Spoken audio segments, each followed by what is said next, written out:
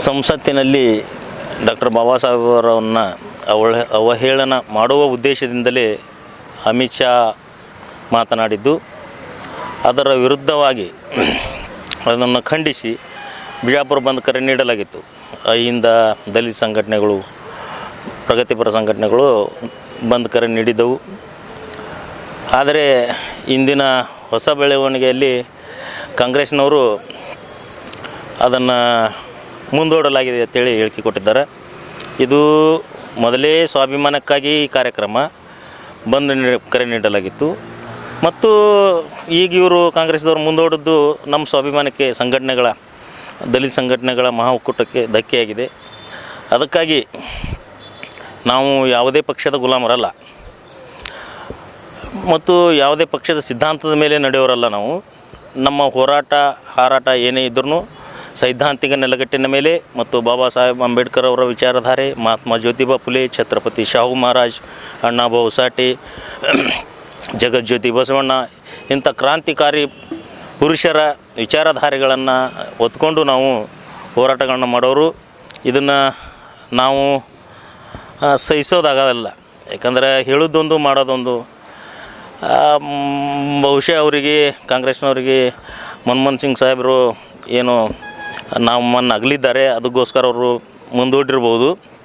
ಆದರೆ ಮುಂದೂಡೋದಕ್ಕಿಂತ ಮುಂಚೆ ಅವರು ಅದೇ ಕಾರ್ಯಕ್ರಮ ಮುಂದೂಡೋದೇ ಅಲ್ಲೇ ನಾವು ಮೌನಾಚರಣೆ ಮಾಡಿ ಅವರಿಗೆ ಶ್ರದ್ಧಾಂಜಲಿ ಅರ್ಪಿಸಿದರೆ ನಂತರ ಕಾರ್ಯಕ್ರಮ ಮಾಡಿದ್ರೆ ಒಂದು ಸ್ವಲ್ಪ ಸೂಕ್ತ ಅನ್ನಿಸ್ತಾ ಇತ್ತು. ಆದ್ರೂ ದುಡುಕಿನ ನಿರ್ಧಾರ ಕೈಗೊಂಡಿದ್ದಾರೆ. ಅದರ ಸಂಘಟನೆಗಳ ಸ್ವಾಭಿಮಾನಕ್ಕೆ ಧಕ್ಕೆ ಬರುವ ಅಂಥ ಕೆಲಸ ಆಗಿದೆ.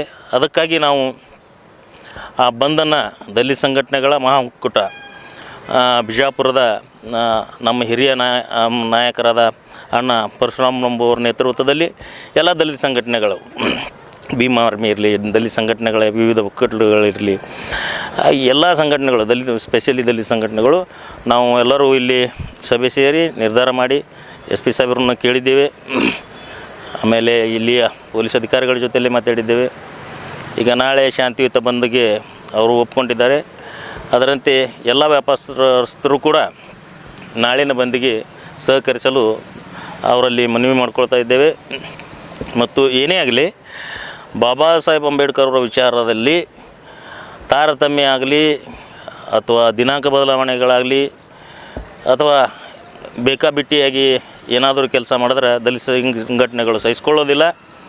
ನಾವು ಗಂಭೀರವಾಗಿದ್ದೇವೆ, ನಾವು ಯಾರು ಗುಲಾಮರಲ್ಲ ಅಂಥೇಳಿ ಏನು ನಮ್ಮ ದಲಿತ ಸಂಘಟನೆಗಳು ಏನು ಹಳ್ಳಿಯಿಂದ ಬರ್ತವೆ, ನಾಳೆಗೆ ಬಾಬಾ ಸಾಹೇಬ್ ಅಂಬೇಡ್ಕರ್ ಅನುಯಾಯಿಗಳು ಬರ್ತಾರೆ, ಬಾಬಾ ಸಾಹೇಬ್ ಅಂಬೇಡ್ಕರ್ ಅವರ ಏನು ಅಭಿಮಾನಿಗಳೂ ಬರ್ತಾರೆ. ಅದಕ್ಕಾಗಿ ಅವರೆಲ್ಲರೂ ಯಾವುದೇ ಏನು ಸುದ್ದಿಗೆ ಕಿವಿಗೊಡದೆ ಸಹಸ್ರಾರು ಸಂಖ್ಯೆಯಲ್ಲಿ, ಹೆಚ್ಚಿನ ಸಂಖ್ಯೆಯಲ್ಲಿ ಬಿಜಾಪುರ ಬಂದ್ಗೆ ಬಂದು ಬೆಂಬಲಿಸಬೇಕಂತೇಳಿ ಎಲ್ಲರಲ್ಲಿ ಕೇಳ್ಕೊಳ್ತಾ ಇದ್ದೇವೆ. ಅಂದಾಜು 20,000 ಜನ ಸೇರ್ತಾರೆ. ಅಲ್ಲ, ನಾವು ಪೊಲೀಸರಿಗೆ ಸಹಕಾರ ಕೇಳಿದ್ದೇವೆ, ಅವರು ಬಂದೋಬಸ್ತ್ ಕೊಡ್ತೀನಿ ಅಂದಿದ್ದಾರೆ. ವಾಲಂಟ್ರಿಯಾಗಿ ನಮ್ಮ ಸಂಘಟನೆಯಲ್ಲಿನೂ ಸಿವಿಲ್ ಪೊಲೀಸ್ ಅಂತೇಳಿ ನಾವು ನೇಮಕ ಮಾಡಿಕೊಂಡು ನಾವೇ ಅದನ್ನು ಶಾಂತಿ ರೀತಿಯಿಂದ ಆಗುವ ರೀತಿಯಲ್ಲಿ ಹೆಚ್ಚಿಗೆ ನಾವು ಪ್ರಯತ್ನ ಮಾಡ್ತೀವಿ.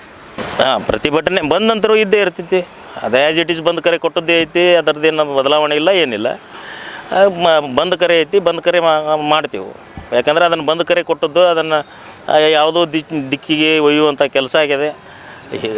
ಅಲ್ಲಿ ನಮ್ಮ ಸಮಾಜದ ಹಿರಿಯ ಮುಖಂಡರಿಂದಲೇ ಆಗಿದ್ದು ಅದನ್ನು ಈಗ ನಾವು ಸಹಿಸ್ಕೊಳ್ಳೋಕ್ಕಾಗಲ್ಲ. ಯಾರೇ ಮಾಡಲಿ, ಅವ್ರು ನಮ್ಮ ಸಮಾಜದವರು ಇರಲಿ, ಹೊರಗಿನವ್ರು ಇರಲಿ, ಅದನ್ನು ಕರೆ ಎಂದು ತಾರೀಕು ಫಿಕ್ಸ್ ಆಗಿತ್ತು ಅದನ್ನು ನಾವು ಮಾಡ್ತೀವಿ.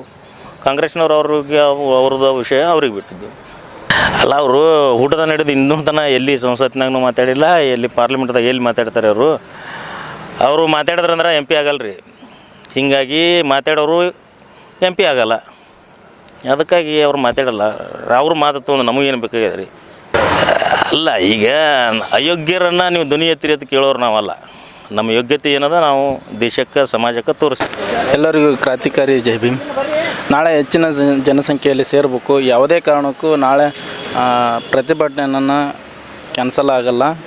ನಾಳೆ ಏನು ಡೇಟ್ ಕೊಟ್ಟಿದೆಯಲ್ಲ, ಫಿಕ್ಸ್ ಡೇಟ್ ಇದೆಯಲ್ಲ, ಅದೇ ಡೇಟ್ ಇಟ್ಕೊಂಡು ನಾಳೆ ದೊಡ್ಡ ಪ್ರಮಾಣದಲ್ಲಿ ಮತ್ತು ಹೆಚ್ಚಿನ ಜನಸಂಖ್ಯೆಯಲ್ಲಿ ನಾಳೆ ಬಂದ್ ಕರೆ ಕೂಡ ಕೊಟ್ಟಿದ್ದೇವೆ. ನಾಳೆ ದೊಡ್ಡ ಪ್ರಮಾಣದಲ್ಲಿ ಇದು ಒಂದು ಹೋರಾಟ ಆಗುತ್ತೆ. ದಲಿತ ಪರ ಒಕ್ಕೂಟ ಮತ್ತು ಮಹಾಸಭಾ ಏನು ಒಕ್ಕೂಟ ಇದೆಯಲ್ಲ, ಎಲ್ಲರೂ ಕೂಡಿ ನಾವು ದೊಡ್ಡ ಪ್ರಮಾಣದ ನಾವು ನಾಳೆ ಒಂದು ಹೋರಾಟ ಮಾಡ್ತಾಯಿದ್ದೀವಿ ಬಿಜಾಪುರ ಜಿಲ್ಲೆಯಲ್ಲಿ.